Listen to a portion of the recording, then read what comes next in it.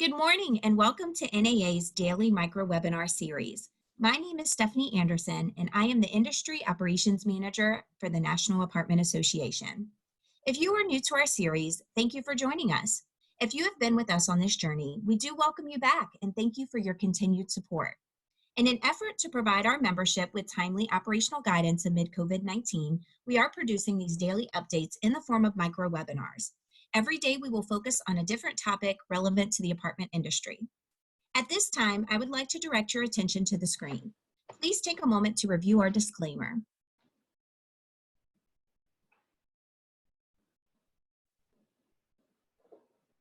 Today, I am honored to introduce Greg Brown, Senior Vice President of Government Affairs at the National Apartment Association. Greg will be sharing guidance on new federal laws surrounding COVID-19. Greg, welcome. Thank you, Stephanie. Welcome everyone to the webcast. As Stephanie said, today I'm going to cover some of the most recent legislation related to COVID-19. It has been a busy couple of weeks for the Congress and the administration. And as you can see on the screen, we have completed 3 phases of legislation related to the COVID-19 outbreak. Phase 1, the Coronavirus Preparedness and Response Supplemental Appropriations Act, focused primarily on expanding Small Business Administration lending through its disaster lending program. There are a lot of resources inside of that program for which members of our housing providers and members of the apartment industry will be eligible. So that's an important one for members to look into. Phase 2 was the Families First Coronavirus Response Act. This really focused on family medical leave and paid sick leave and expanded both of those programs quite significantly, capturing folks that may not have been previously captured underneath either one of those requirements under the current law. So now firms of all sizes that may have not previously provided paid sick leave or family medical leave are now required to do so. The good news is that the government has established a repayment system, basically an advanced tax refund for businesses that do that.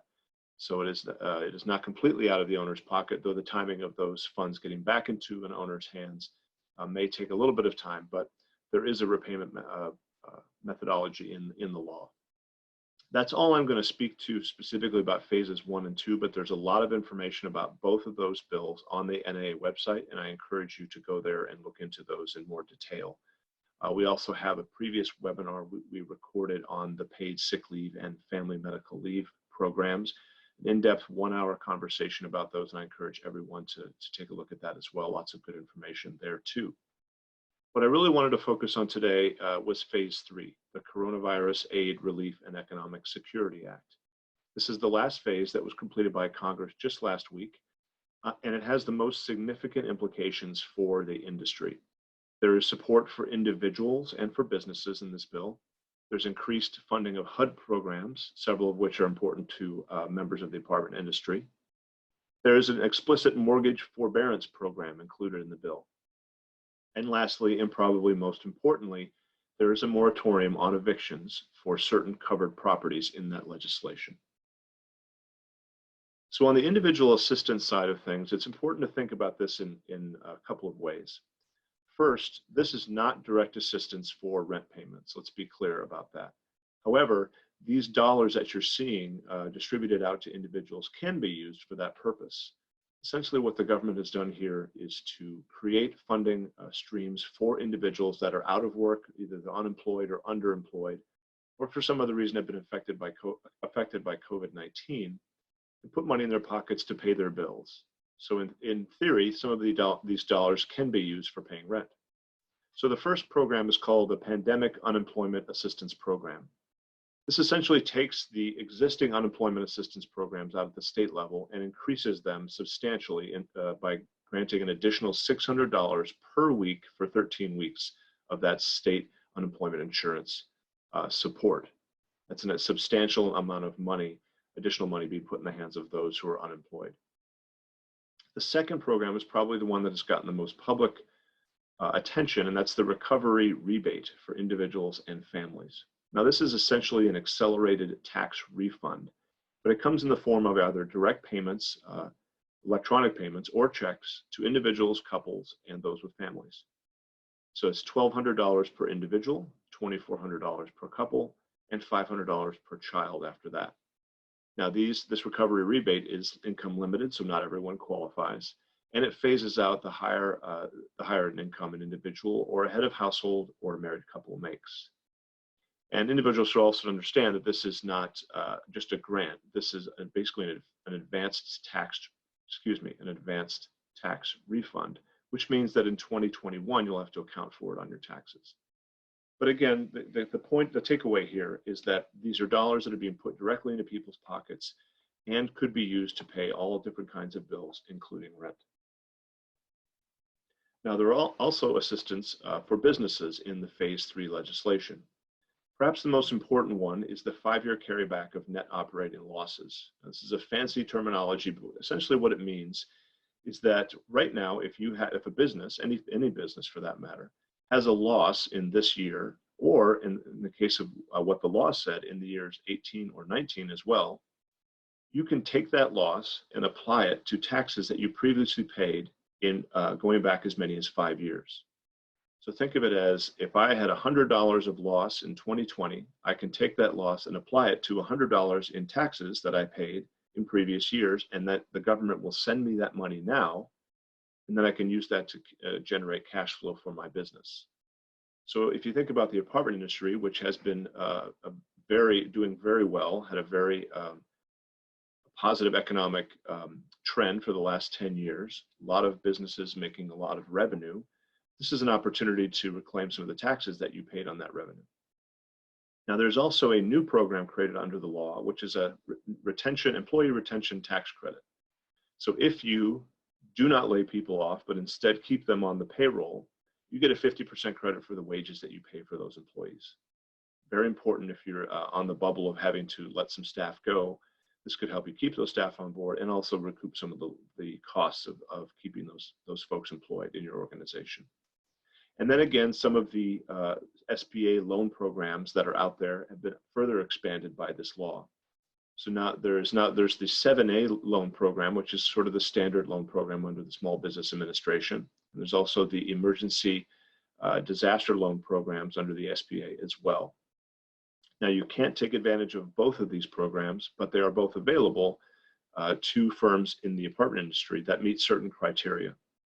So if you are a property management firm, you can make no more than $8 million in revenue annually to qualify for one of these loan programs. If you're a lessor of property, meaning that you're an owner-operator, then you can make no more than $30 million a year to qualify for one of these programs. But they are very generous in their terms. They've been structured so that you can get these loans from any financial institution. It doesn't have to be a specific SBA financial institution. There's a very generous repayment terms, in some cases even forgiveness of some of these loans.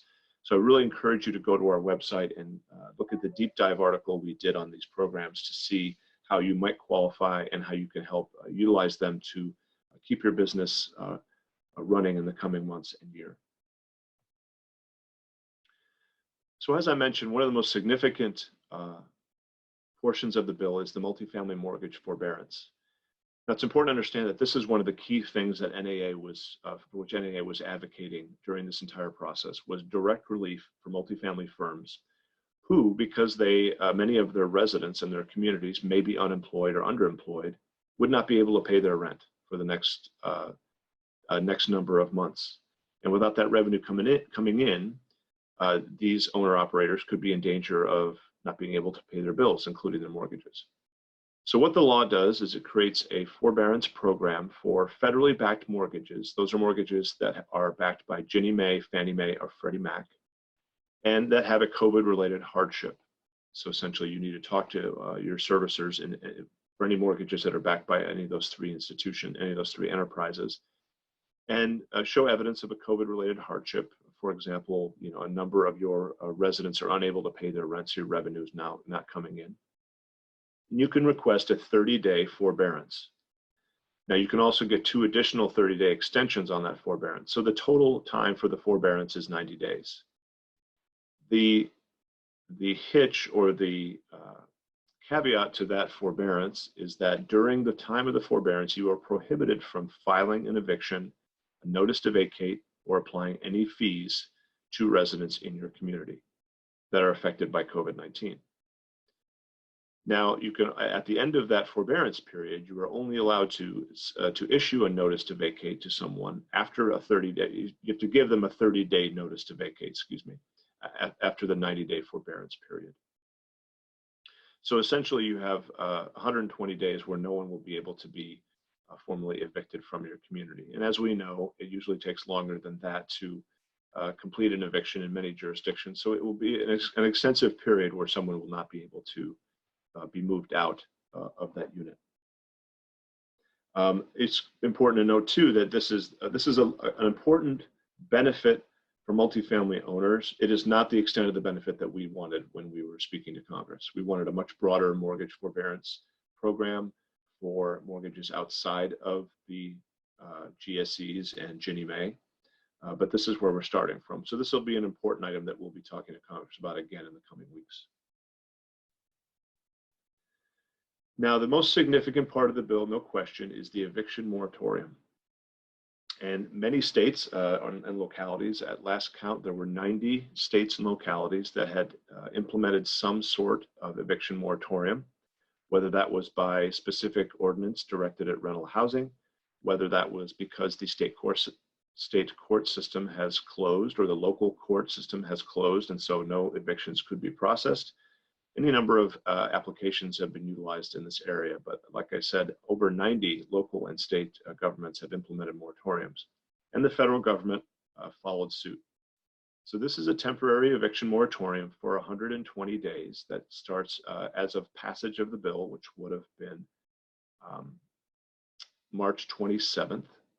You cannot issue a notice to vacate, initiate an eviction filing, or assess any fees or penalties on residents for non-payment of rent in this law. It's important to remember that it does not apply to every single rental housing property in the country. It only applies to covered properties. Covered properties are those that are insured, guaranteed, supplemented, protected, or assisted in any way by HUD, FHA, Fannie, or Freddie. So that sort of mirrors the mortgage forbearance program I discussed earlier, except it expands it to include other programs besides FHA, i.e. Ginnie Mae, Fannie, or Freddie. It also includes anyone who must comply with the Violence Against Women Act. And there's a long list of those programs under the VAWA law. That would be properties with vouchers, low income tax credits, 202, 811, project-based Section 8, rural rental housing assistance. These are all programs that must be compliant under the Violence Against Women Act. And so they're also considered covered properties for the purposes of this moratorium. Now, here's a couple of things to note in how this eviction moratorium was crafted. First of all, the limitation on evicting an individual in one of these covered properties is not in the letter of the law tied directly to COVID-19 economic impacts. This is an outlier from most of the state and local ordinances that have been established to place a moratorium on evictions, in that they typically say you cannot evict someone for non-payment of rent connected to a COVID-19 hardship or other sort of language like this. That's not written into this law. So what it means is anyone, whether or not their economic hardship was because of COVID-19 or not, is technically covered under this moratorium. Going further, there are some questions that have been raised about whether the language actually allows the ability to pursue an eviction for other reasons than non-payment of rent, some other lease violation. This is very concerning because we don't believe anyone intentionally wanted the ability of an individual to avoid eviction for any reason, including non-payment of rent. And so both of these areas are where we are going to be spending the majority of our advocacy time in the next few weeks with Congress, because clearly it is untenable to be able to be limited in evicting someone who breaks the lease outside of non-payment of rent. And further, it seems pretty clear by the intent of Congress that the benefits of all of these bills that have been passed were supposed to focus on people that are directly impacted by COVID-19. The bill also had a number of, a large sum of money in HUD appropriations. So you have the CDBG program, Section 8 housing choice vouchers, project-based Section 8, a handful of other programs, including seniors housing, all that received substantial additional dollars to their already existing appropriation for the year. And they can be used for various purposes. The CDBG program money, that $5 billion, is allocated to the states and localities under the current formula, and the money can be used for a number of purposes. Rental assistance is one of those, but there's not really a specific set aside within the $5 billion for rental assistance, but it can be used for some of those purposes depending on what the states and localities decide to do with the dollars. The extra money for the Housing Choice Voucher Program, we expect, though it has not been specifically stated this way, but we expect that the extra money is to be used to help cover the loss of resident contribution to their rent under the Section 8 program. I think there's an expectation that a number of voucher holders will not be able to meet their 30% rent contribution requirement. And so there'll need to be some extra dollars for the PHAs to supplement their rent payment and cover those costs. Then there's the extra money for project-based Section 8, which is, again, just to ensure that the program can continue functioning. Interestingly, there is $2.5 million for fair housing enforcement grants in the law. These would be for the local organizations that are granted dollars by HUD to conduct fair housing enforcement on behalf of the department. And lastly, and perhaps most importantly, the HUD Secretary is granted in the law wide authority to waive rules and regulations around the programs that are under the HUD jurisdiction, if it will make those programs work better and function more effectively and efficiently during the COVID-19 outbreak. This could mean potentially, though it's not been stated this way, but it could mean potentially waiving certain Section 8 voucher requirements in order to enable a larger number of landlords to accept who will participate in the program. But we'll have to wait and see, but the Secretary has that authority nonetheless, so there should be some benefit out there from that. So the key takeaways from phase 3, which has been the focus of my discussion today, is that there are substantial resources for businesses, including housing providers. Housing providers are going to see a number of challenges to their cash flow, to their revenues that they rely on to pay their bills. And the good news is this law has a lot for them in it. I only covered the net operating loss carryback, for example, amongst the tax provisions, as well as the employee retention program. But there are other tax benefits in the law that could benefit housing providers as well. So it's important that any firm take a look at those benefits to see how it can help you supplement your revenue for the year, supplement your income, make sure you can pay your bills, pay your employees, etc.